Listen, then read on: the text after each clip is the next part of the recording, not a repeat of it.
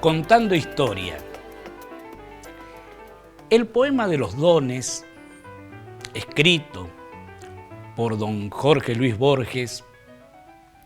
alude a esa paradoja tan llamativa, tan arbitraria quizá, pero tan demostrativa de la suerte de la vida. Don Jorge Luis Borges, director de la Biblioteca Nacional Argentina desde 1955 por 18 años hasta 1973, quedó prácticamente ciego hacia ese año de 1955. A su vez, tiempo atrás estuvo precedido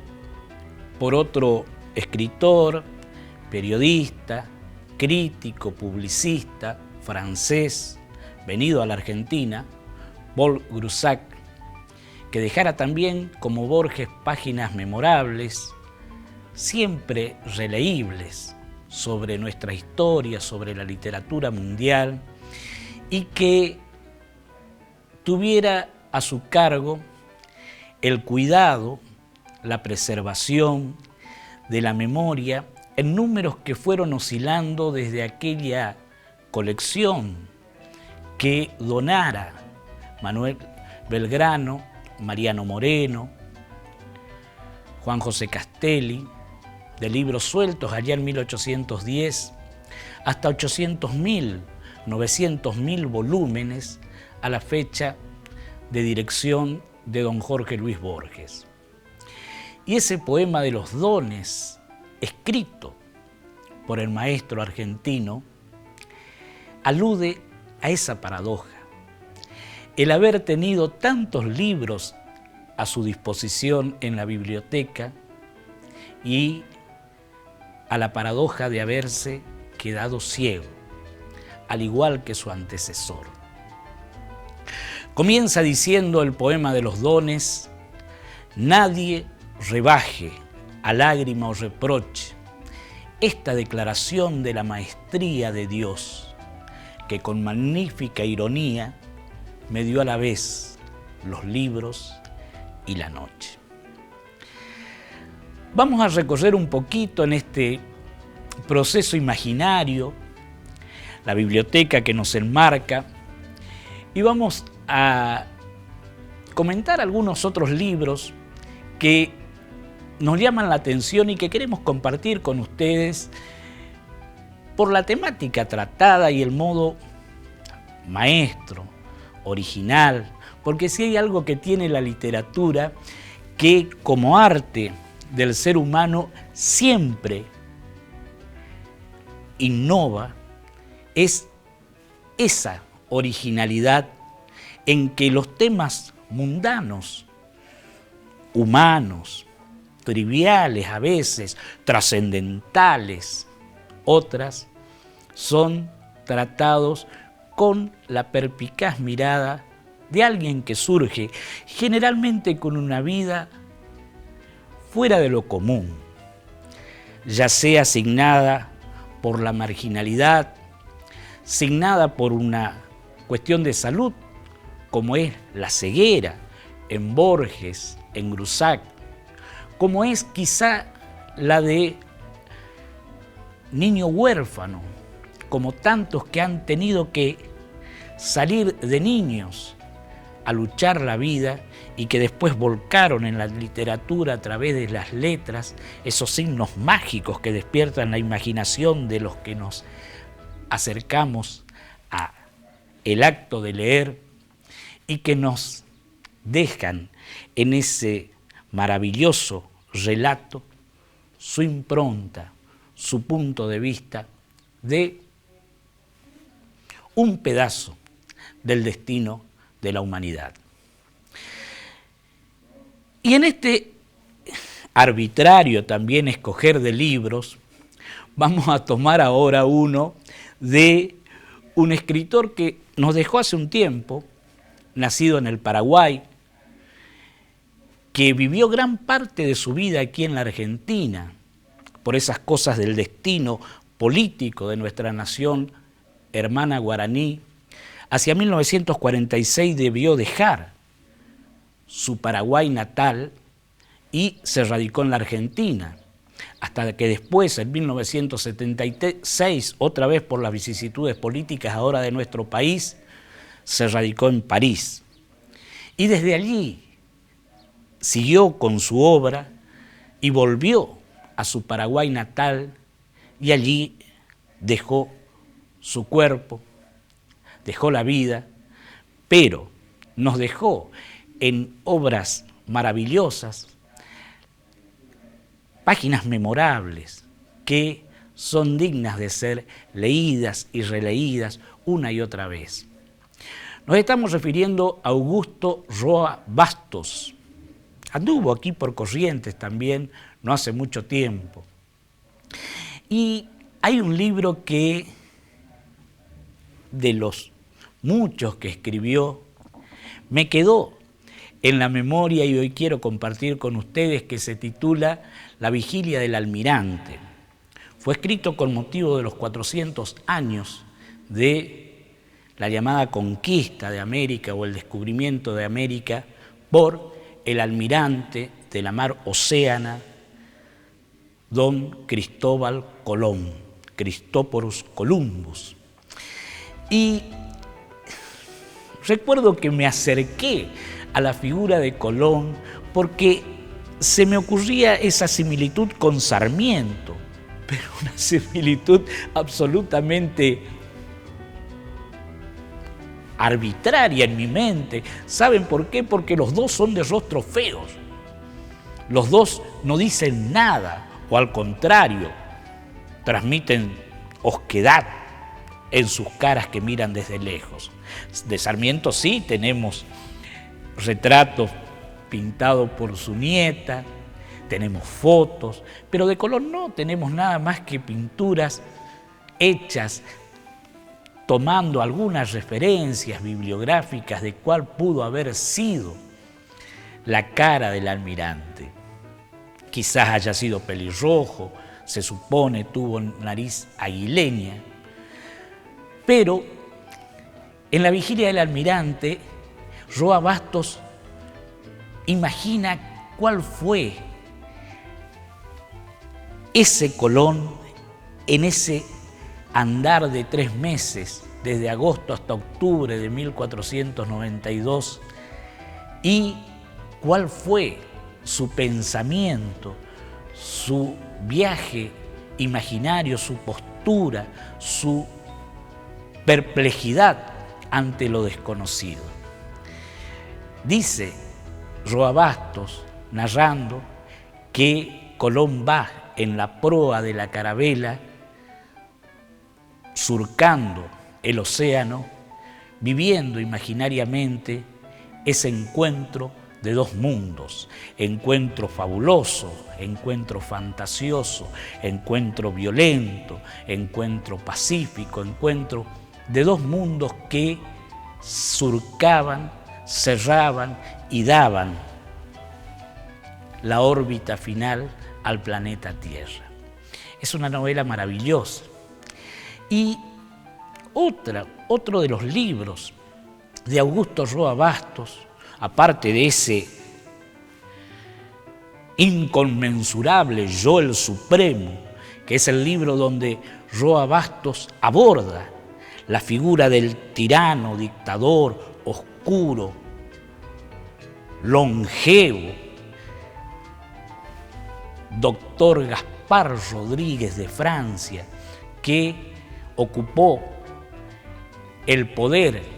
en Asunción del Paraguay desde apenas comenzado su proceso independiente por 3 décadas y que convirtió a la nación guaraní en un país mediterráneo totalmente cerrado a los embates de la Revolución porteña,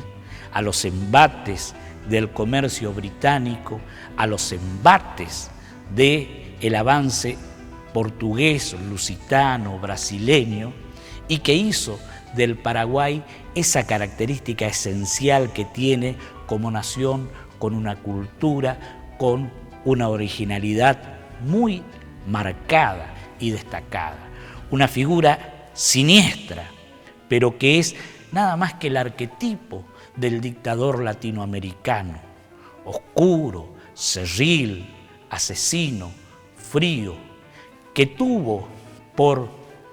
tantos años preso a don Amado Bonpland, ese sabio que había entrado por las orillas del Orinoco, desde el Palacio de Versalles, desde los jardines de la esposa del emperador Napoleón de Bonaparte, y que en un viaje de locura demencial, precioso, con el otro naturalista alemán, Humboldt, recorrieran el Orinoco, el Amazonas, haciendo la clasificación de las aves, de la naturaleza, de los animales, de los aborígenes, haciendo una descripción fabulosa y que después recalara por voluntad propia en nuestra provincia de Corrientes. Y que cuando estuvo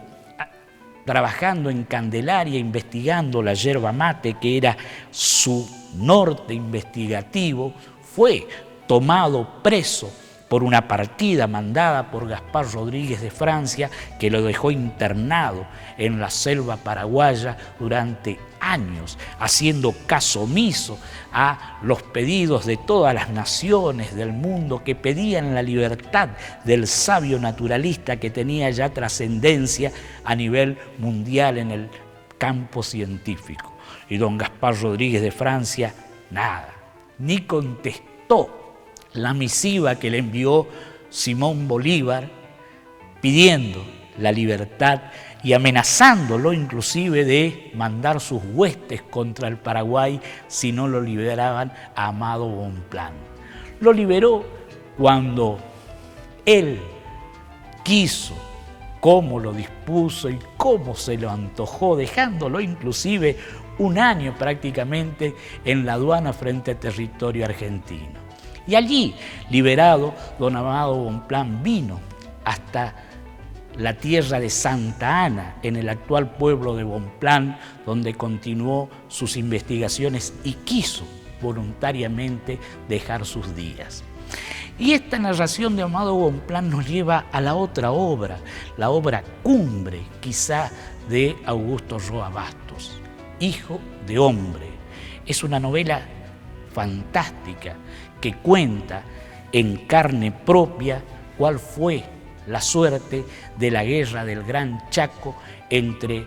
Bolivia y el Paraguay. Es una novela descarnada donde podemos vivir de cerca cuál es la suerte atroz de los hombres que van a la guerra, cuál es la suerte de esas poblaciones miserables del interior de los países sudamericanos que son llevados, desgarrados, desterrados en un momento por una decisión política, en este caso la guerra chaco-boliviana, que dicen tuvo olor a petróleo, y que se enfrentaron allá por la década del 30 en las selvas enmarañadas, en la cordillera, en la precordillera boliviano-paraguaya, esas dos pobres naciones sudamericanas que quedaron una vez más destrozadas, derruidas, sin población, merced a el crimen de la guerra, como lo llamara don Juan Bautista Alberdi. Y he aquí, en Hijo de Hombre, fíjense ustedes, qué llamativo, porque Roa Bastos siempre escribía de tal modo, transponiendo las situaciones, los hechos, los personajes, para evitar que cualquier coincidencia fuera atrozmente perseguida por la dictadura paraguaya, en ese caso del temible Alfredo Stroessner. Comienza su novela Hijo de Hombre con la suerte que le cupo a don Amado Bonpland y hace como que esto ocurriera en el Paraguay. Don Amado Bonpland, llamado el Caraí Guazú, el gran hombre, por su condición de médico, porque él, estando en el Paraguay durante los años en que fue apresado por Francia, siempre curó, se dedicó a investigar y a proseguir esas milenarias sabidurías guaraníes de los emplastos, de las hierbas, de las curaciones milagrosas que hacían que las plantas naturales pudieran dar remedio a los males del cuerpo y del espíritu. Y transpone a ese Paraguay ancestral la muerte de don Amado Bonpland, que ocurrió aquí en la provincia de Corrientes, en su estancia de Santa Ana, ubicada en el actual pueblo de Bonpland, sobre las márgenes del río Uruguay. Pero Augusto Roa Bastos sitúa allí el hecho de que cuando ocurrió la muerte de Amado Bonpland, un paisano pasa a saludarlo y el cuerpo estaba embalsamado, y entonces, ofendido por la suerte de la falta de saludo de don Amado Bonpland, el paisano apuñaló el cuerpo embalsamado, con lo cual arruinó el proceso de embalsamamiento por el que fuera mandado o comisionado por el gobierno argentino para preservar los restos del sabio hombre. Invito entonces a leer a Augusto Roa Bastos, porque si bien nos dejó su cuerpo, su literatura fértil nos ayuda a conocer lo que está acá nomás, trasponiendo el Pilcomayo, ese Paraguay que va bordeando el Paraná hasta prácticamente el Mato Grosso y por el oeste hasta las estribaciones de los Andes. Pero vamos a corrernos un poquito al norte, bastante más prácticamente al Caribe, y allí encontramos otro escritor que realmente nos ha dejado maravillados, encandilados con su lectura. Estamos hablando de Alejo Carpentier, un escritor cubano, pero con hondas raíces familiares europeas. Su padre, un médico europeo, decidió un buen día escapar de la vida atormentadamente aglomerada de la Europa de fines del siglo XIX, comienzos del siglo XX, y se instala en La Habana, Cuba, y de ahí hasta las sierras cubanas, donde Alejo Carpentier conoce de cerca la vida de los negros, la vida de los criollos, la vida de los hombres de campo, de la sierra, de los montes, de los cañaverales de azúcar, en la isla de Cuba, donde el mar significó para Colón el encuentro del paraíso terrenal. Y allí Alejo Carpentier se pobló imaginariamente en su mente, llena de fantasías, de todo este mundo tan particular del Caribe.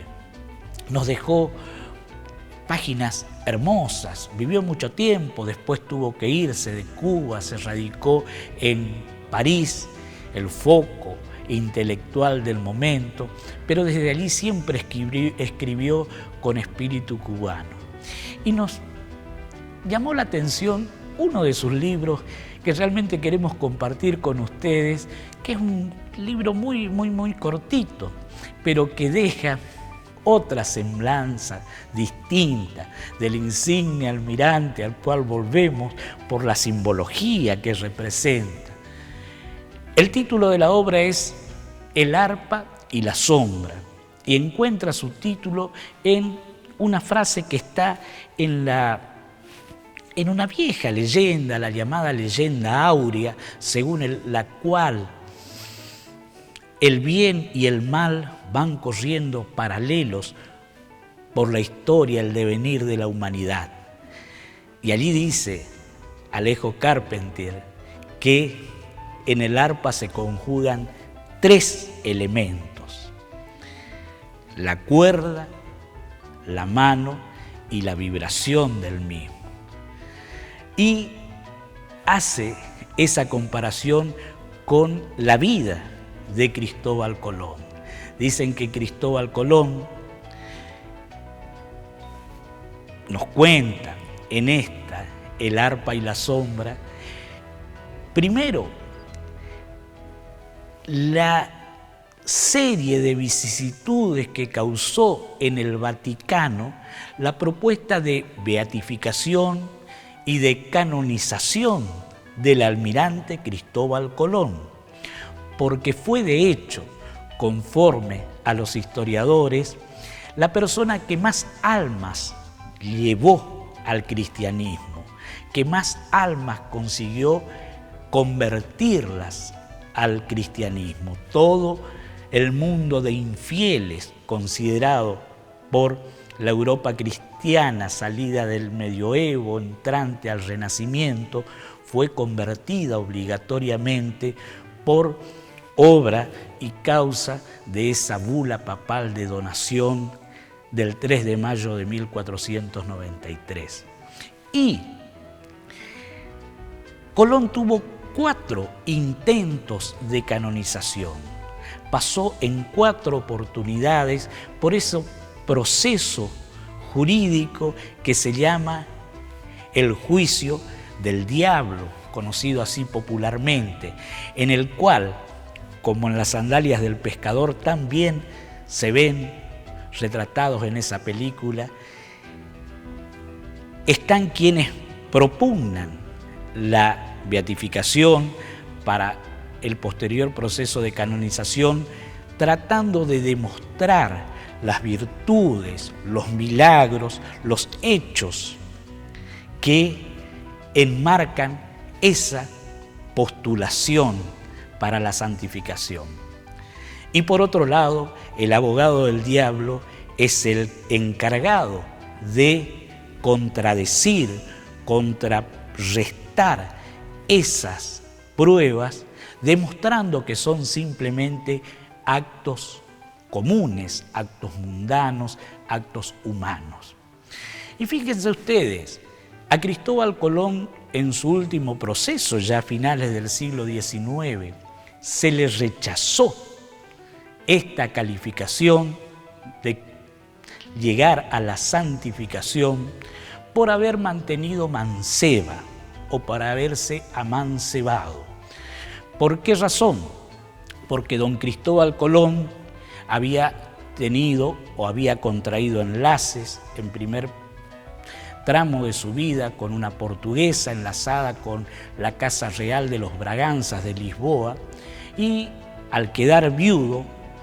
se junta con quien fuera su segunda compañera, y con esta no contrajo matrimonio, y al ser el matrimonio un derecho o un elemento suficiente para no llegar al estado de piedad, le es rechazada la santificación a don Cristóbal Colón. Pero bueno, en este libro, El arpa y la sombra, vemos a Colón vivir en sus últimos días, en su cama de agonía, recorriendo en su mente todos los hechos anteriores, posteriores y concomitantes al descubrimiento. Él recibió la confesión o dio su confesión de último trance de su vida ante un cura franciscano y ante quien, en forma realmente maravillosa, va describiendo Alejo Carpentier cuál pudo haber sido la postura, la imaginación de Colón, que murió en el olvido, sin saber que había descubierto un nuevo mundo. Siguió con esa idea de haber llegado a las Indias, como él se había propuesto allá en los años previos a el 1492. Y es dable entrar a recorrer los pasillos del Vaticano, los pasillos, los entredichos de los cardenales, las posturas de los abogados que pueblan y caminan el pasillo, que al igual que en tribunales van enredando y desenredando ese ovillo que es la vida de una persona que ocupara un lugar tan trascendente en nuestra historia. Y así seguimos en nuestra biblioteca. Dejamos a don Alejo Carpentier, a quien con su otro libro, El siglo de las luces, invitamos a leer, porque realmente queremos transmitirle simplemente esa felicidad que es abrevar en la lectura de estos hombres que nos dejaron en su narración, en sus narraciones, su impronta, su punto de vista de la vida.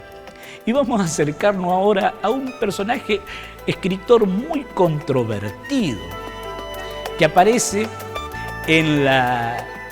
literatura, en las librerías, acá en nuestra biblioteca, con sus iniciales nada más y su apellido muy común en nuestro medio, J.J. Benítez, que nos va a dar quizás el punto de vista más original o muy original de un personaje espiritualmente muy querido por todos nosotros, que es nada más y nada menos que el considerado Hijo de Dios, Jesús el Cristo, o Emmanuel el esperado. En Contando Historias nos acercaremos a él con J.J. Benítez.